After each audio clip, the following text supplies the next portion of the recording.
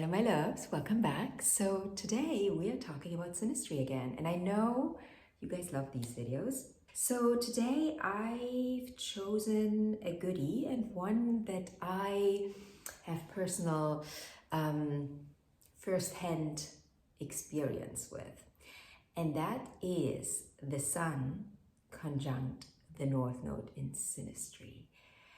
What is this all about, and what can we expect in this relationship? Of course, when I say what can we expect, this obviously always depends on where you're at consciously, right? What frequency you're on and what frequency your partner is on.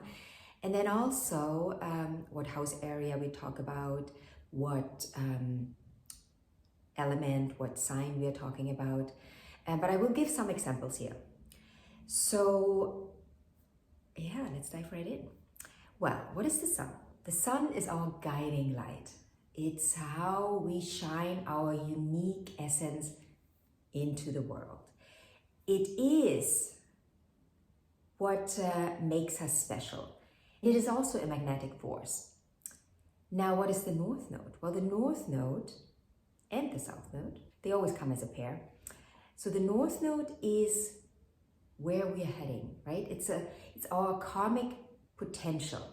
And when I say our karmic potential, that gives you a good indicator of what it entails, because it entails work. Yes, it entails an understanding of inner work. And not just the understanding, really, also the active participation in inner work. Because this is these are the nodes of the moon, and the moon is our unconscious, the moon is our conditioning, the moon is our emotional digestive system, how we emotionally digest life. So if your moon is in Capricorn, you will emotionally digest differently than someone that has the moon in Libra. The Libra moon is much more, I don't want to say lighter, but it is more, it needs to digest through the mental plane, right? It needs to go through the mental plane. With the Capricorn moon, the emotions need to be structured. Like the way you feel safe if you have a Capricorn moon is that you take your emotion and you structure them. They need to not just make sense, not make sense in a mental kind of way, but you need a routine. You need to feel in control, and a routine gives you control. But anyways, we are not talking about what the moons in the science mean here. We can do a different video if you want. We want to talk about how this all plays out in synastry between two partners. So let's say now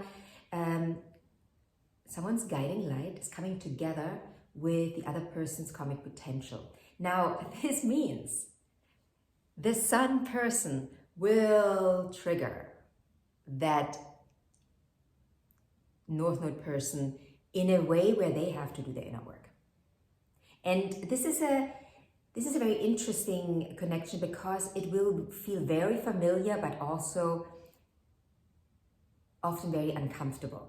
Like weirdly uncomfortable. It's weirdly familiar, but weirdly uncomfortable. There is this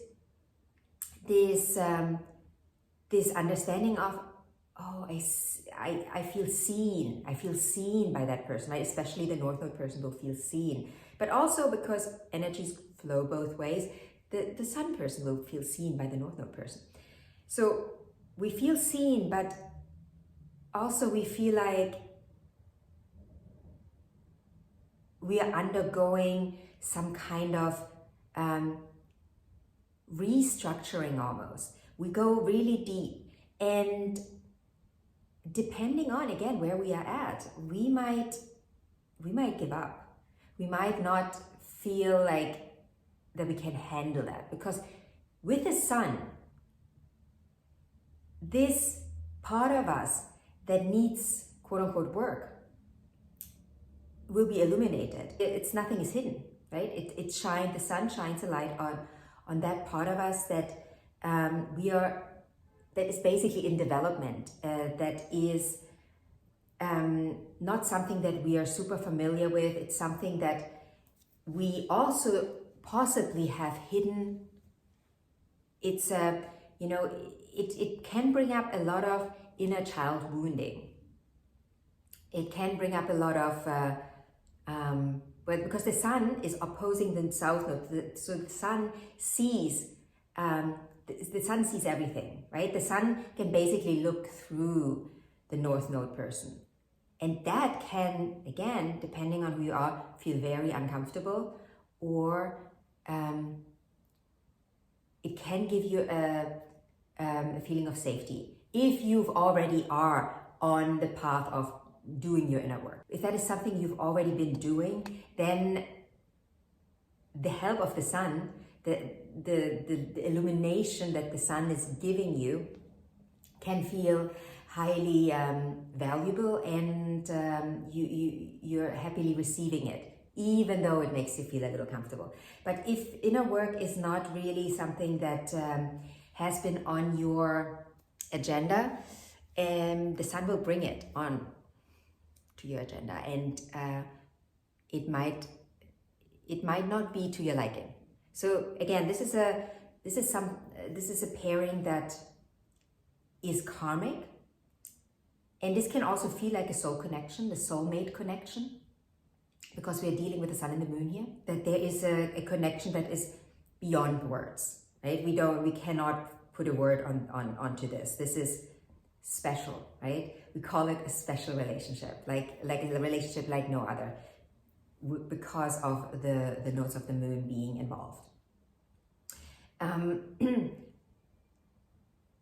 It feels different than when we have the sun conjunct the moon in Synastry. It is a very different thing, because when we have the sun conjunct the moon, we are dealing really with our basic conscious and unconscious, right? But here we are dealing with past, present, and future.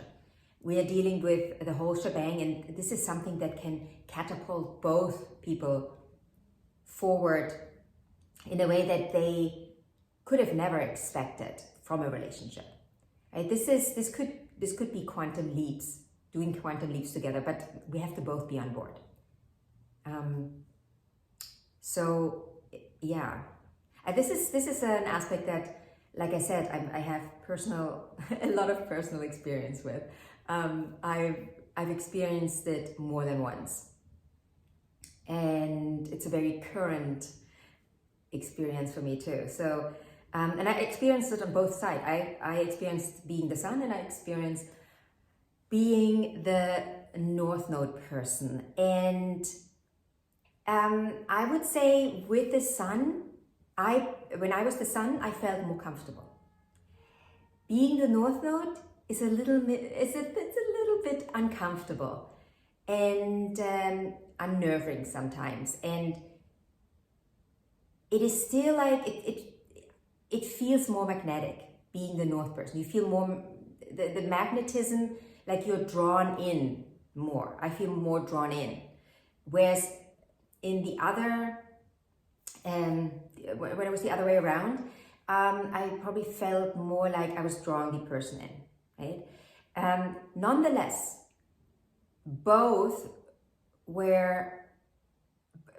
experiences are very, very unique and very special, and I couldn't say, oh, one is better than the other. For sure not. There's no way I could say that. And I've learned a lot in both, but I learned different things about myself. Also, it was happening in different areas for me, right? This connection, this conjunction happened in different areas. So, of course, if you have this in the 5th house, it will feel very different than when you have it in the 8th house or the 12th house. So, yeah, this is something I could talk about this forever, but I really want to keep these videos a little shorter now. Well, we're having 10 minutes already, so we're 10 minutes in already, so not that short. Anyways, if you have questions about this this pairing, please feel free. If you want a longer version of this, like I said, I could talk about this in more depth and detail, then I can do that. You can leave me a comment in the comment section. If you want a personal reading, Synastry reading, natal chart reading, you can book it in the link in the description box. And other than that, I wish you a beautiful day, and I will see you in the next video.